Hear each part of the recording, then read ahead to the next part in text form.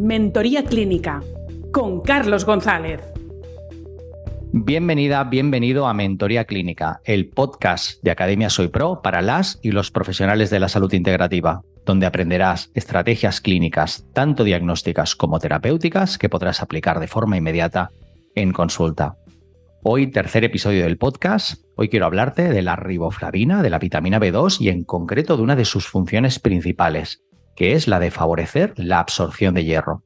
Es muy probable que me hayas escuchado a mí en algún webinar, algún curso, en alguna charla hablar sobre este tema o alguna otra docente. Quiero centrarme en él porque no le hemos prestado suficiente atención a este micronutriente, a la riboflavina, dada la multitud de funciones que tiene, que hoy repasaremos la mayoría de ellas, aunque darán para otro podcast, pero hoy me quiero centrar en concreto en la relación con la absorción de hierro. Quiero que te lleves de cada episodio de este podcast una herramienta para que puedas utilizar ya hoy, que es cómo utilizar la riboflavina, la vitamina B2, en qué dosis, de qué manera, en qué casos, en relación sobre todo a esas personas que les cuesta absorber hierro, que cuesta mejorar los niveles de ferritina, de hierro circulante o incluso de hemoglobina. Y revisaremos algunas de las evidencias con las que contamos, incluso algún estudio de intervención a este nivel, con resultados muy prometedores y muy interesantes, con dosis muy bajas y muy seguras. ¿De dónde viene el interés o mi interés de la riboflavina en relación con el hierro? Viene básicamente de mis formaciones en analíticas, de todo lo que tiene que ver con el hemograma, con la anemia,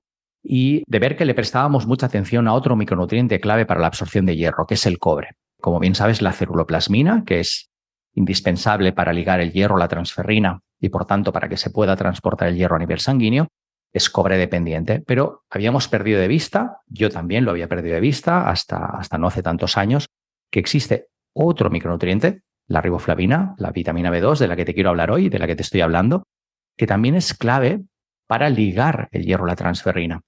Básicamente porque existe una enzima que se llama flavin mononucleótido óxido reductasa, que es riboflavina o vitamina B2 dependiente. Veremos que hay algunas evidencias, tanto en modelos animales como en humanos, de cómo la deficiencia o los niveles subclínicos, mejor dicho, o subóptimos, que sería más adecuado utilizar la palabra subóptimo que subclínico, de vitamina B2, pueden incluso ocasionar tendencia a la baja de la hemoglobina. O sea que estamos hablando de algo muy útil desde mi punto de vista en consulta, y que en los últimos años me ha dado bastantes recursos, o un recurso diferente, un recurso añadido a todo lo que ya hacíamos, que no podemos olvidar en cuanto a la mucosa gástrica, en cuanto al Helicobacter pylori, en cuanto a las autoinmunidades estomacales, los sobrecrecimientos bacterianos, la vitamina C, el no tomar café inmediatamente después del hierro, todos esos aspectos, la alimentación por descontado, que esté bien compensada, que haya suficiente aporte de hierro, los procesos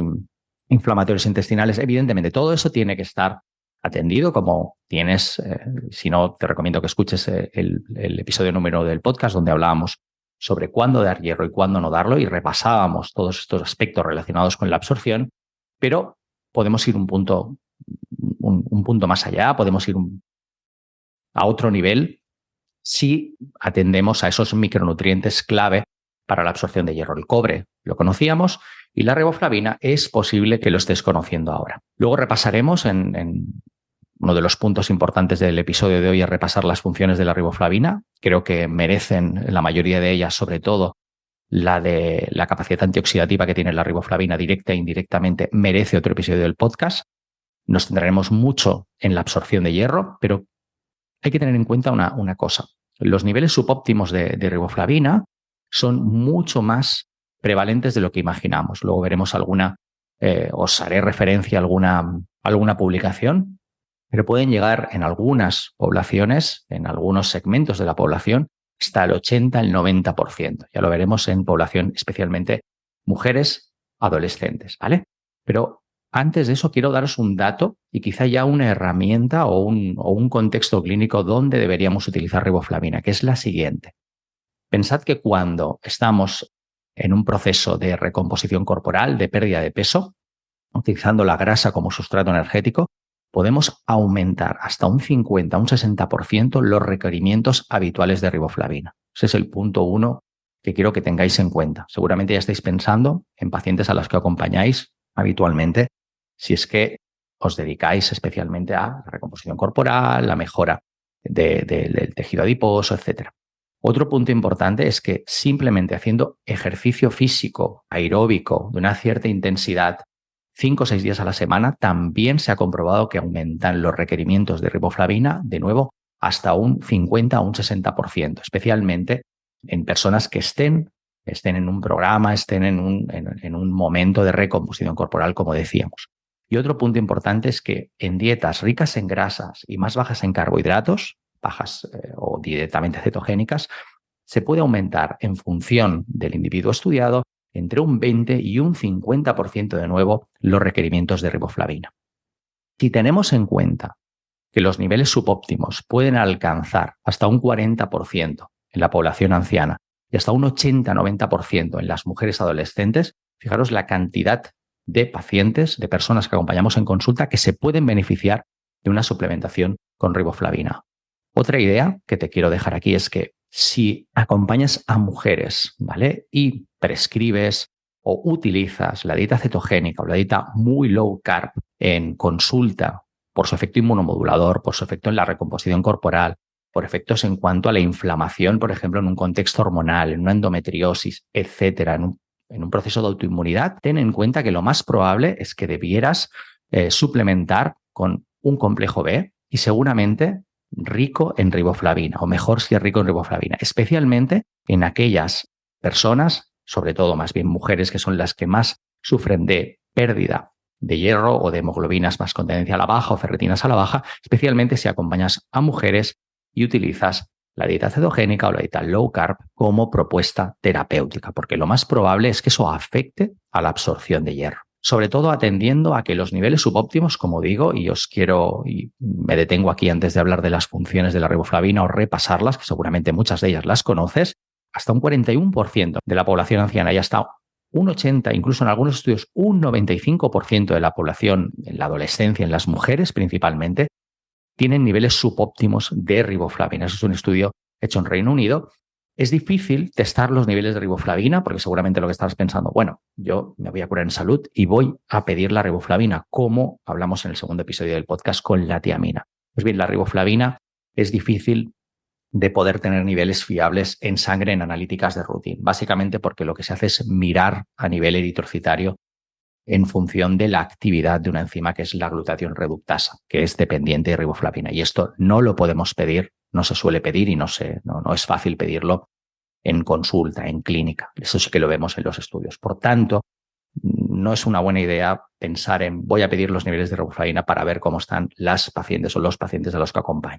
Por tanto, deberemos, y eso es lo que en lo que te quiero acompañar, de cómo utilizarla sin riesgo, ¿vale? En algunos contextos en los que podemos suponer que hay deficiencia o que puede haber o niveles subóptimos o un aumento de los requerimientos, como hemos comentado, en dietas muy bajas en carbohidratos, más ricas en grasa o en momentos de recomposición corporal con aumento de la actividad física aeróbica, por ejemplo, utilizando básicamente la grasa como sustrato energético. Revisando algunas de las funciones y viendo que el contexto es de, ostras, Carlos, si los niveles subóptimos pueden afectar a un 80-90% de las mujeres en etapa adolescente o en 40, incluso más en la población anciana, no tenemos tantos datos de población adulta, pero es de suponer que tenemos que ir más o menos en unos rangos muy, muy, muy parecidos y que además se aumentan mucho los requerimientos cuando hacemos o cuando utilizamos la grasa como sustrato energético en función, para lo que sea clave, la riboflavina puede afectarnos mucho. Efectivamente, sí. Una de las funciones clave, ya os la he dicho, tiene que ver con el transporte de hierro. Veremos que el impacto es muy alto, incluso cuando suplementamos con mínimas dosis de riboflavina, hay mejoras en el hematocrito, en la hemoglobina y en la ferritina, igual que en el hierro circulante. Otro factor clave es en la quema o en la utilización de la grasa como sustrato energético a nivel mitocondrial. Recordemos que FAT, flavin adenina dinucleótido, es B2 dependiente, igual que NAT lo es dependiente de la niacina. FAT es dependiente de riboflavina. Otro aspecto clave, que podría ser tranquilamente el primero porque a mí me parece muy relevante y quizá pueda explicar el por qué hay niveles subóptimos o los niveles subóptimos son tan prevalentes en nuestra población, es el de que el reciclaje del glutatión oxidado, trámite glutatión reductasa, es dependiente también de riboflavina. FAT es clave para la glutatión reductasa. Por tanto, la o el reciclaje del glutatión es dependiente de riboflavina. Imaginaros a todas y todos esos pacientes en consulta con contextos inflamatorios oxidativos de larga evolución por cualquier motivo, bien sean por tóxicos, bien sean por procesos intestinales de larga evolución, procesos virales, uso de fármacos, etcétera, alteraciones de los ritmos circadianos que se podrían beneficiar del uso de la riboflavina para ayudar en el contexto oxidativo. Como os digo, dedicaré un episodio del podcast exclusivamente a la función antioxidativa directa e indirecta de la riboflavina, pero ya os digo que fijarnos únicamente en voy a aportar precursores del glutatión o voy a dar glutatión liposomado en consulta sin tener en cuenta que la vitamina clave para el reciclaje de ese glutatión es la riboflavina, será una estrategia no completa del todo.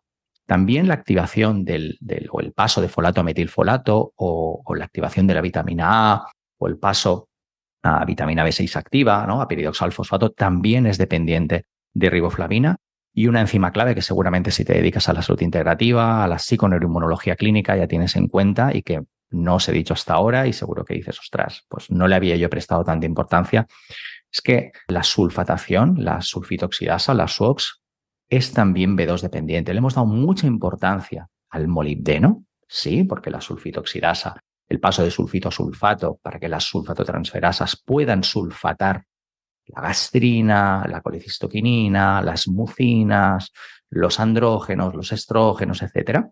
Es dependiente de molibdeno, es cierto. Interveníamos con molibdeno en el trabajo de mucosas, todas y todos seguramente formadas en salud integrativa, en salud funcional.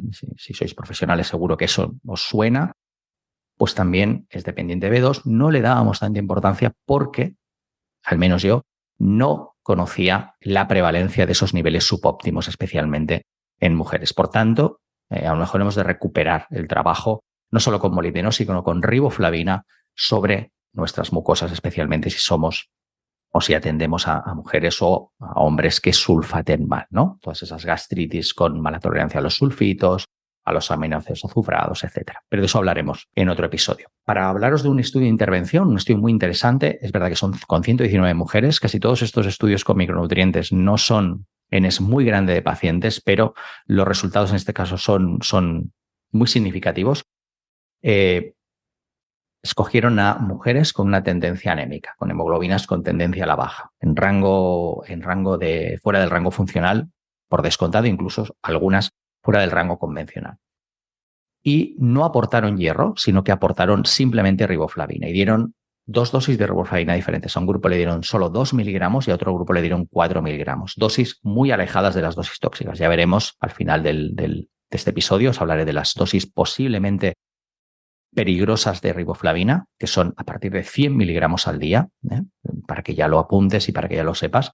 Por tanto, 2 y 4 miligramos que utilizaron en el estudio son dosis muy, muy, muy protectivas. Y con 4 miligramos, no tanto con 2, pero con 4 sí, tuvieron efectos beneficiosos positivos, por tanto, aumento significativo, tanto en hematocrito como en hemoglobina, como en hierro circulante e incluso en ferritina. Por tanto, ya podríamos estar pensando que los suplementos de hierro, si puede ser un hierro liposomado, mejor, aparte de llevar vitamina C, también tendrían que aportar una cierta cantidad de riboflavina. Con 4 miligramos solo ya había un beneficio muy positivo. Estuvo publicado en 2011 en American Journal of Clinical Nutrition, correcto, por el equipo de Hilary Powers de la Universidad de Sheffield. Por tanto, muy poca dosis, mucho beneficio. Ahora veremos incluso si al final os comentaré qué dosis suelo utilizar yo, ¿vale?